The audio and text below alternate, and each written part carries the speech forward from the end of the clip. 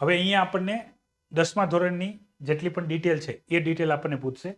તો તમે 10મું બોર્ડ ઇન્ડિયામાંથી કર્યું છે, જેવું તમે ઇન્ડિયા ક્લિક કરશો એટલે બધી વિગત ખુલી જશે, જેની અંદર તમારી પાસે 10માની જે માર્કશીટ હશે, બરાબર, આ રીતે કોઈ પણ તમારી જે 10માની તમારે અલગ અલગ ડોક્યુમેન્ટ જે છે એ તમારે સાથે જ રાખવાના છે, બરાબર. દરેકે દરેક 10માના 12માના તમારા ડિગ્રીના તમારું કાસ્ટ સર્ટિફિકેટ જો હોય તો એપ્લિકેબલ, અધરવાઇઝ નહીં. આ બધી વિગતો તૈયાર રાખવાની છે. પછી આપણને આ જેટલી પણ વિગત માગેલી છે, બરાબર, સિમ્પલ વિગતો છે. સૌથી પહેલાં તમને માગ્યું છે રાજ્ય કયું છે, તો તમારે એ ડિટેલ સિલેક્ટ કરીને ભરવાનું છે 1 by 1. આની અંદર કોઈ ક્વેરી કન્ફ્યુઝન નથી. પછી સિલેક્ટ બોર્ડ, કયું બોર્ડ છે, સિલેક્ટ બોર્ડ નેમ, કયા વર્ષમાં તમે પાસ કર્યું છે. પછી આપણી અંદર જે માર્કશીટની અંદર જે નંબર હશે, નંબર અને રોલ નંબર કન્ફર્મ કરવાનું છે. ડેટ ક્યારે ઇસ્યુ થયું, આની અંદર યાદ રાખજો. ઘણાની માર્કશીટમાં આખી તારીખ આપેલી છે, ડે, મંથ અને યર. ઘણામાં મંથ અને યર આપેલો છે. તો આની સાથે તમારું એક ટ્રાયલ સર્ટિફિકેટ હશે, જે સેમ તારીખમાં સ્કૂલ ઇસ્યુ કરે. તો એમાંથી તમારે તારીખ નાખી દેવાની છે.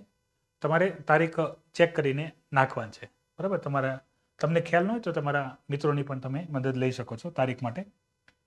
અને એ થઈ જશે પછી તમારે અહીંયા સિલેક્ટ કરવાનું છે તમારે શું છે. તો તમારા પર્સન્ટેજ હોય તો પર્સન્ટેજ, ગ્રેડ હોય તો ગ્રેડ, એ જે છે એ.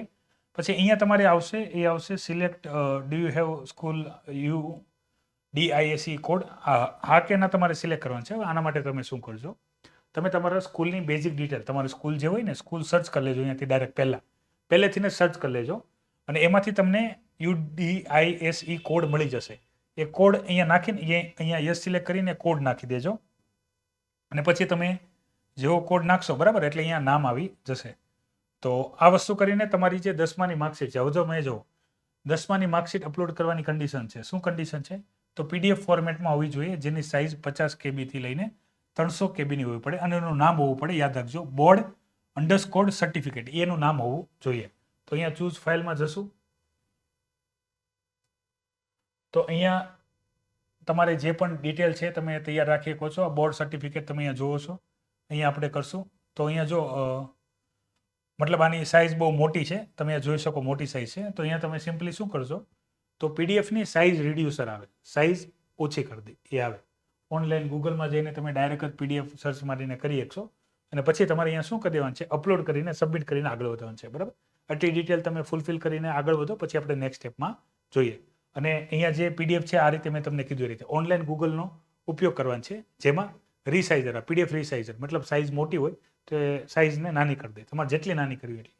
તો અહીંયા તમે 100 KB સુધી પણ રાખી શકો છો. તો આ બધી ડિટેલ ફૂલફિલ કરી દઈએ, પછી આપણે આગળ વધીએ.